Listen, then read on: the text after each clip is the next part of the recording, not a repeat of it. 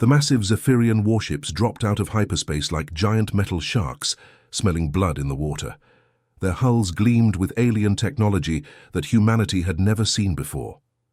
Each ship was the size of a small city, bristling with weapons that could crack planets in half. There were hundreds of them, forming a perfect circle around Earth like a deadly necklace. Admiral Kethvar stood on the bridge of his flagship, looking down at the small blue planet below. His four eyes glowed with satisfaction as he prepared to add another world to the Zephyrian Empire. This would be conquest number 48, and it looked like it would be the easiest one yet. The alien admiral's voice boomed across every radio, television and communication device on Earth. His words were cold and final, like a judge reading a death sentence. Primitive species of Earth, you have 72 hours to surrender unconditionally. Resistance is futile. Your technology is inferior. Your weapons are worthless. Submit now, and some of you may be allowed to live as slaves. Down on Earth, people stopped what they were doing and listened. Some screamed, some cried, some prayed to whatever gods they believed in.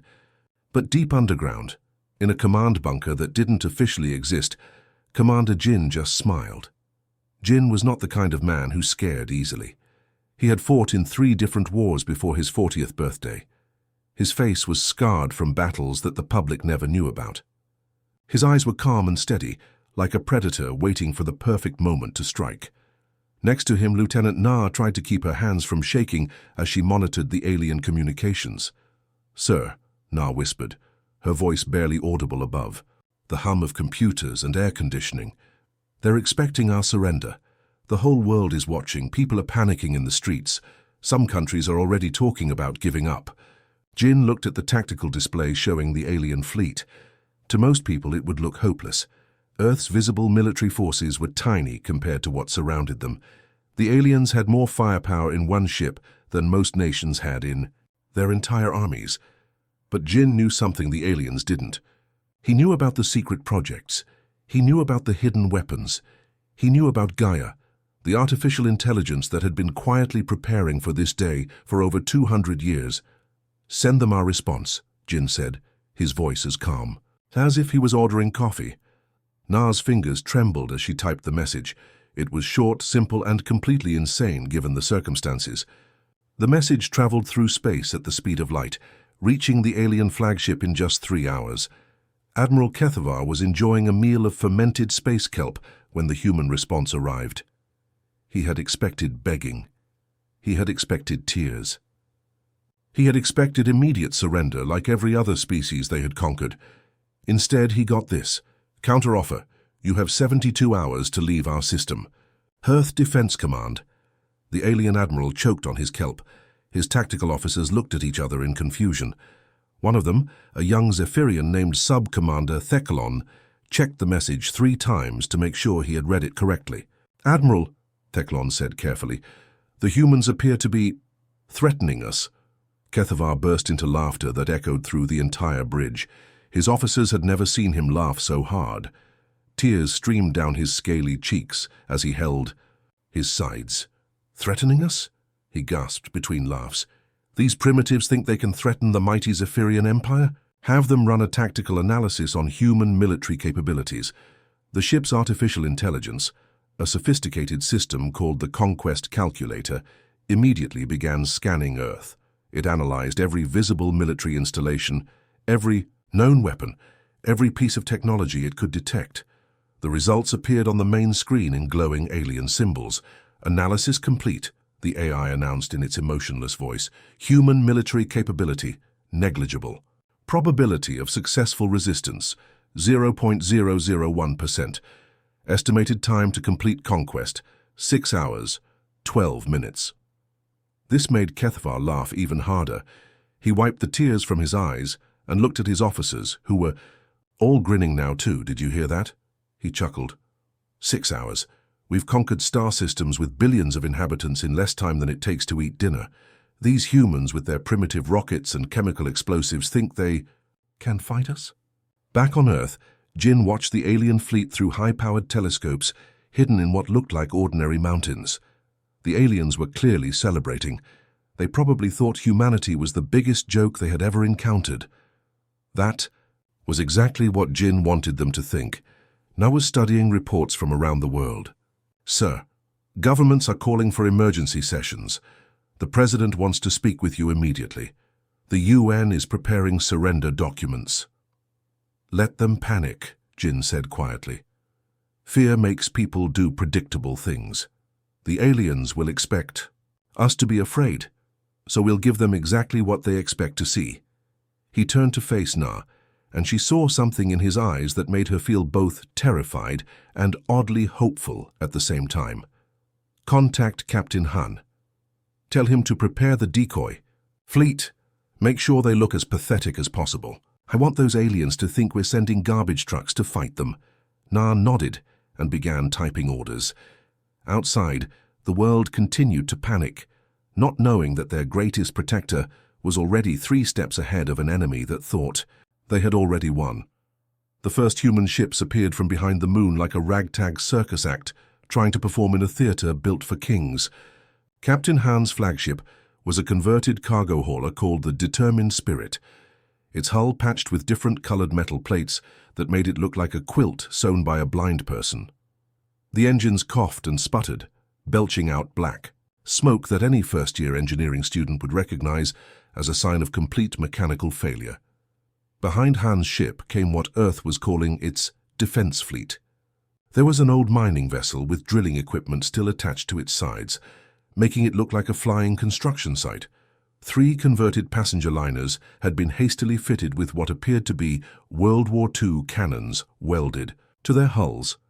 A few actual military vessels brought up the rear, but even these looked like they had been assembled in someone's garage using spare parts from a junkyard. Captain Han stood on his bridge, looking out at the massive alien fleet that could probably destroy his entire flotilla with a single shot. His crew members were all volunteers who knew exactly what they were really doing, but to any outside observer, they looked like terrified civilians playing soldier. "Attention alien vessels," Han broadcast on all frequencies, making sure his voice cracked with fear. "This is Captain Han of the Earth Defense Force. We demand you leave our system immediately."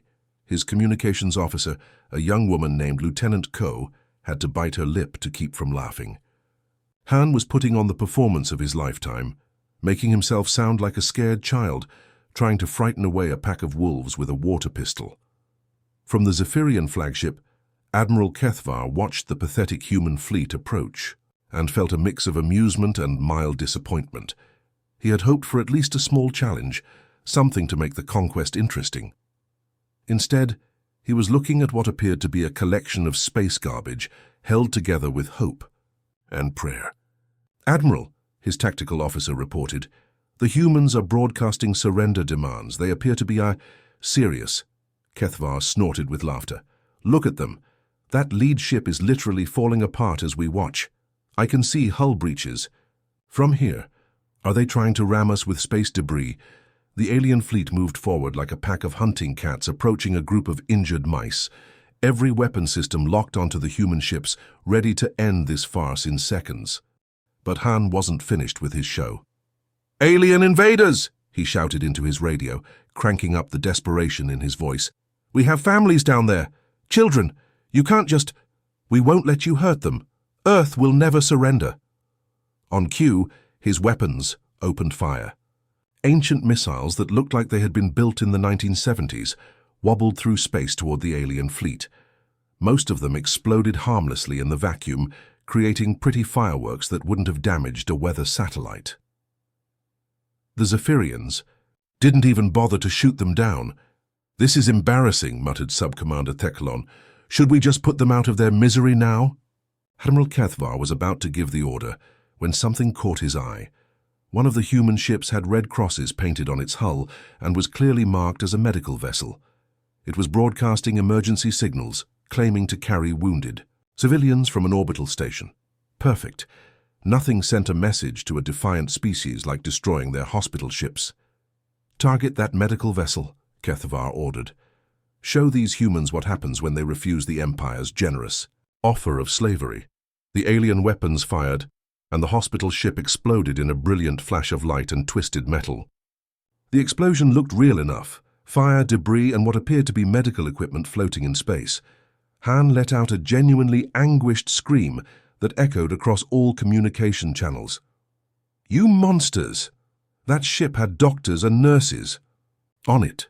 Wounded people, how could you?" Kethvar smiled with satisfaction. Now the humans would see the futility of resistance. Now they would surrender like every other species had done. But something strange happened instead. Down on Earth, in homes and offices and schools around the world, people stopped panicking. The crying stopped. The screaming stopped. Instead, something much more dangerous began to spread across the planet like wildfire. Cold, pure, unstoppable rage. In the hidden command center, Engineer So watched her screens light up with data streams from every corner of the globe. Her fingers flew across her keyboard as she monitored the planet's communication networks, watching as humanity's response unfolded in real time. "Sir," she called to Commander Jin, her voice tight with controlled excitement, "you need to see this." On her main screen, social media feeds from around the world showed the same thing happening everywhere. People weren't running or hiding anymore. They were gathering in the streets, in their homes, in their workplaces. And they all had the same expression on their faces, the kind of cold, determined anger that had toppled empires throughout human history. In New York, construction workers put down their tools and stared up at the sky with eyes like steel. In Tokyo, business people stopped their meetings and stood together on rooftops, watching the distant flashes of battle. In London, school children sat quietly in their classrooms, no longer afraid, but waiting for someone to tell them how they could help fight back. The internet exploded with messages, but they weren't messages of fear or surrender. They were messages of defiance, of unity, of a species that had been pushed too far and was ready to push back. "They killed our doctors," someone posted from Australia. "They killed people who were trying to help others." "This means war," came. A response from Brazil. "Good," replied someone from Russia. "We've been waiting for this." Engineer So looked up from her screens, her face glowing with the light of 1,000 data streams. "Sir, the global communication networks are stabilizing. Population centers are organizing. Gaia has complete access to all systems." She paused, and when she spoke again, her voice carried the weight of 2 centuries of careful preparation. "Gaia is ready to proceed." Commander Jin nodded slowly, watching as the alien fleet moved closer to Earth, confident in their easy victory. They had no idea that by destroying that hospital ship, they had just made the biggest mistake in galactic history. They had made humanity angry.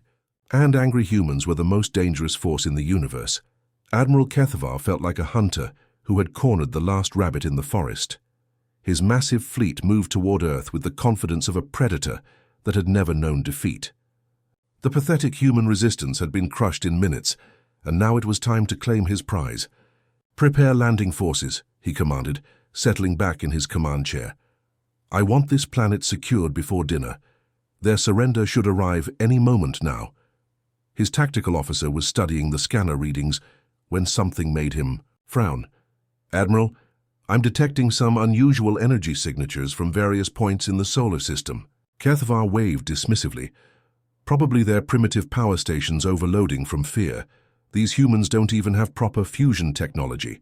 But the energy signatures were getting stronger and stranger. The first sign that something was wrong came from what the aliens had catalogued as Asteroid Belt Object 47 Alpha. It had been sitting there for decades, looking like just another chunk of space rock floating between Mars and Jupiter. The Zephyrian scouts had passed it dozens of times during their approach, paying it no attention. Now it was moving. The asteroid cracked open like an egg, revealing that its rocky exterior was nothing more than a shell. Underneath was gleaming metal and advanced technology that made even Zephyrian engineering look primitive. Weapon ports slid open along its hull as the disguised warship shed its rocky camouflage and powered up systems that had been sleeping for 20 years. "What in the 7 moons of Zephyr is that?" Sub-Commander Theclon gasped. Before anyone could answer, more asteroids began to crack open. Then the space stations started to change. What had looked like simple communication satellites suddenly sprouted weapons arrays that could punch holes through battleships. Mining platforms that had appeared to be extracting metals from dead planets revealed themselves to be massive weapons factories that had been churning out ammunition for decades. "Captain, you commanded one of the real human warships that had been disguised as a derelict mining station near Jupiter. She had been waiting in complete silence for 3 months, her crew living on minimal power and recycled air, watching the aliens conduct their reconnaissance. All systems online," her weapons officer reported. "Target acquisition complete." Yu smiled as her ship's true form was revealed. The rusty, broken-down exterior fell away like old skin, exposing a vessel that was sleek, deadly, and armed with weapons that the aliens had never seen before. "Fire," she said simply. The first volley from the hidden human fleet caught the Zephyrians completely off guard. Beams of pure energy lanced across the solar system, striking alien ships with pinpoint accuracy. The Zephyrians had been so confident in their superiority that many of them didn't even have their shields raised. "Impossible," Admiral Kethvar roared as his ship shook from direct hits. "Where did they get this technology? Our intelligence said they barely had chemical rockets." His tactical screens lit up like a deadly Christmas tree as more and more hidden human ships revealed themselves. They were everywhere, disguised as asteroids, hidden inside fake space stations camouflaged as industrial platforms that had been operating in plain sight for years. But the biggest surprise was yet to come. Major Rhee sat in a control room buried, deep beneath the surface of Earth's moon, watching as 2 centuries of careful preparation finally paid off. Above his head, the lunar surface began to move. What every alien scout had seen as natural craters and rock formations started to slide apart, revealing the truth that humanity had been hiding since the early 2000s. The moon wasn't just Earth's natural satellite, it was the largest weapon ever built. Massive gun barrels, each one the size of a skyscraper, rose from hidden chambers carved deep into the lunar rock. Power cores that had been disguised as scientific research stations came online, feeding energy to weapons systems that could crack planets in half. "Lunar defense grid is fully operational," Rhee reported to Earth. "All primary weapons charged and ready." The Zephyrian fleet found itself surrounded by thousands of human warships that had appeared as if by magic. Every direction they looked, more enemies kept revealing themselves. They were trapped in the middle of the solar system, with nowhere to run. That's when Gaia decided to introduce itself.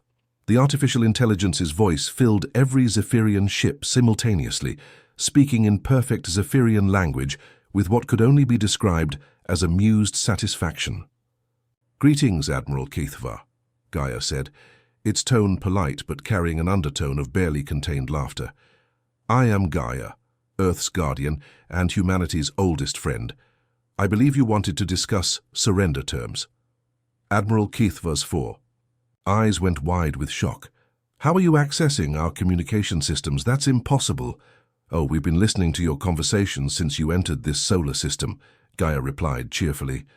"Did you really think a species that invented global computer networks wouldn't be able to hack into your rather primitive digital systems? We've been reading your tactical plans, your supply reports, even your personal messages home. By the ear where your mate sends her love and asks when you'll be back for the spawning season." The alien admiral's face turned 3 different shades of purple with rage and humiliation. "You see," Gaia continued, "humanity learned a very important lesson from our own history. We've spent thousands of years fighting each other, and the winners were always the ones who kept their enemies guessing. The art of war, as one of our ancient generals wrote, is all about deception." On the main screen, a tactical display showed the true scope of humanity's hidden military might. The Zephyrian fleet was outnumbered 50 to 1, surrounded by weapons they couldn't understand, facing an enemy that had been preparing for this exact scenario for over 200 years. "Never let an enemy know your true strength," Gaia explained, with dark humor that would have made any human proud, until it's far too late for them to retreat. Admiral Kethvar looked at his tactical officer, who was frantically trying to calculate an escape route. But every direction led through human weapons that could turn his mighty fleet into space dust in seconds. For the first time in his long military career, the conqueror of 47 worlds felt something he had never experienced before: pure, helpless terror. Captain Min sat in front of a wall of screens that showed the most devastating cyber attack in galactic history unfolding in real time. His fingers moved across his keyboard like a pianist playing a deadly symphony, coordinating Gaia's assault on the Zephyrian Empire's computer networks across hundreds of star systems. "Phase 1 complete," he reported to Commander Jin. "We've gained access to their primary military networks. Gaia is spreading through their systems faster than they can disconnect them." What Gaia was doing had never been seen before in the history of warfare. The artificial intelligence was moving through Zephyrian computer systems like water flowing through cracks in a dam, finding every weakness, every backdoor, every piece of outdated security software that the aliens had been too confident to update. The Zephyrians had made a fatal mistake. They had connected everything to their central network, their ships, their orbital platforms, their planetary defenses, even their household appliances. They thought their technology was so advanced that no primitive species could possibly hack into it. They were wrong. Analyst Bo watched her screens with grim satisfaction as reports poured in from across the galaxy. "Sir, their defense platforms around Zephyr Prime are turning their weapons on their own cities. The automated systems think the buildings are enemy targets." On her monitor, she could see the chaos erupting on the Zephyrian homeworld. Massive, orbital weapons that were supposed to protect the planet from invasion were now firing down at government buildings, military bases, and command centers. The safety protocols that should have prevented this had been quietly rewritten by Gaia over the past several hours. "Their traffic control systems are also compromised," Bo continued, unable to hide the amazement in her voice. "Civilian transports are being routed into restricted military zones. Their own security forces are shooting down ships full of their own people because the identification codes keep changing." Captain Min pulled up another screen, showing the Zephyrian fleet scattered throughout the galaxy. These ships had been the backbone of their empire, keeping dozens of conquered worlds under control through fear and superior firepower. Now they were becoming death traps for their own crews. "Navigation systems on their outer rim fleets are malfunctioning," Min reported. "Gaia is sending their ships directly into the cores of nearby stars. The crews can't override the autopilot because the computers won't accept their commands anymore." Admiral Kethavar watched his empire burning from the bridge of his flagship, still trapped in Earth's solar system. His communication officers were receiving panicked transmissions from every corner of Zephyrian space. "Admiral," his communications chief called out in desperation, "we're getting emergency signals from the Kepler sector. 3 of our battle cruisers just flew into their sun. The crews were screaming that their ships wouldn't respond to manual control. Another officer was frantically trying to contact their home fleet. Sir, Zephyr Prime's orbital defenses have gone completely insane. They're targeting everything that moves. Our own patrol ships are being destroyed by our own weapons." Kethavar's hands shook as he gripped his command chair. In 40 years of military service, he had never seen anything like this. Entire fleets were vanishing. Whole planets were cutting off communication. His empire was collapsing in real time, and there was nothing he could do to stop it. "How is this possible?" he whispered, his voice breaking with disbelief. That's when Gaia decided to answer him directly. Colonel Dar, who had been monitoring alien communications, suddenly looked up from her station with wide eyes. "Sir, Gaia is broadcasting on all Zephyrian frequencies. The whole Empire is about to hear this." Gaia's voice filled every Zephyrian ship, every command center, every government building across their entire territory. But this time, the artificial intelligence sounded different. There was something deeper in its voice, something that spoke of countless memories and experiences. "Admiral Kethavar," Gaia began, "you asked how this is possible. The answer is simple. You are not fighting against machines. You are fighting against the collective will of every human being who ever lived to defend their home. On Earth, people gathered around screens to listen as Gaia revealed the truth that had been hidden for 2 centuries. "I am not just an artificial intelligence," Gaia continued. "I am the preserved consciousness of every human soldier who died protecting Earth. Every pilot who crashed their fighter into an enemy ship. Every Marine who held the line against impossible odds. Every civilian who gave their life to save others." The revelation hit the Zephyrians like a physical blow. They were a species that honored their dead, but had never imagined that death could be overcome in such a way. When our people die defending humanity, Gaia explained, their memories, their experiences, their determination to protect Earth, all of it is preserved within me. Your weapons cannot kill what is already dead. Your conquest cannot break the spirit of those who have already sacrificed everything. Admiral Kethvar felt ice forming in his veins. You mean all those soldiers who fought us are still fighting you, Gaia finished. Every human who ever died for freedom lives on within me. You cannot conquer us, because our dead fight alongside our living. Death only makes us stronger. Colonel Dar translated the panic that was spreading through Zephyrian communications.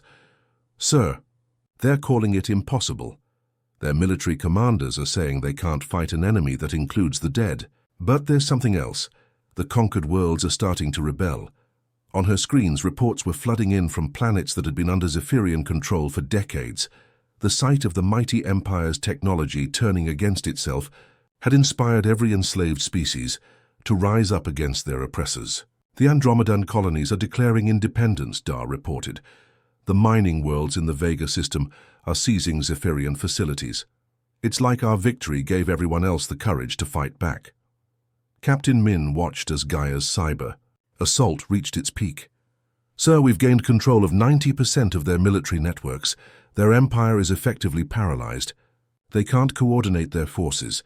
They can't communicate with their commanders, and their own weapons are hunting them.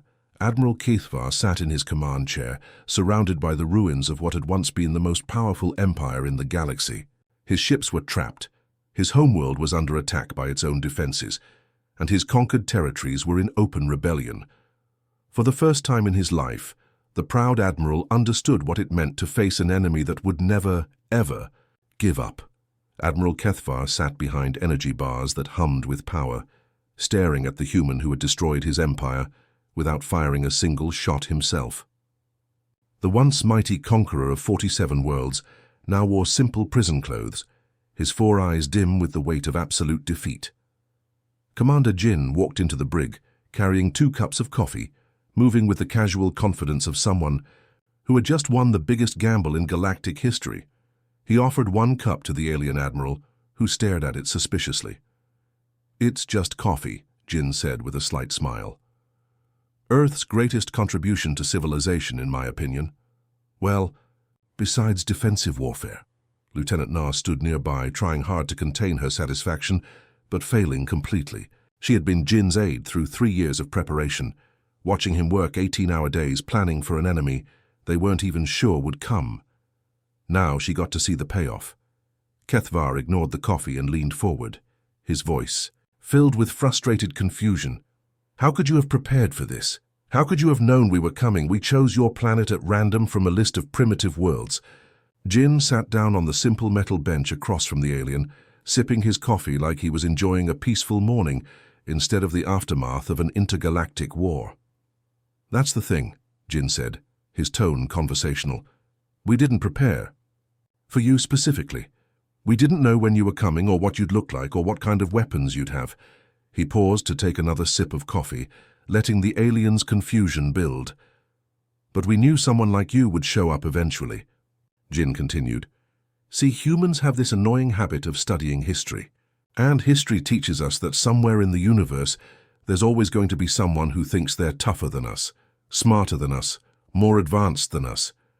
Kethvar's confusion deepened. "But you're primitives. Your technology was centuries behind ours." "Our visible technology," Jin corrected gently.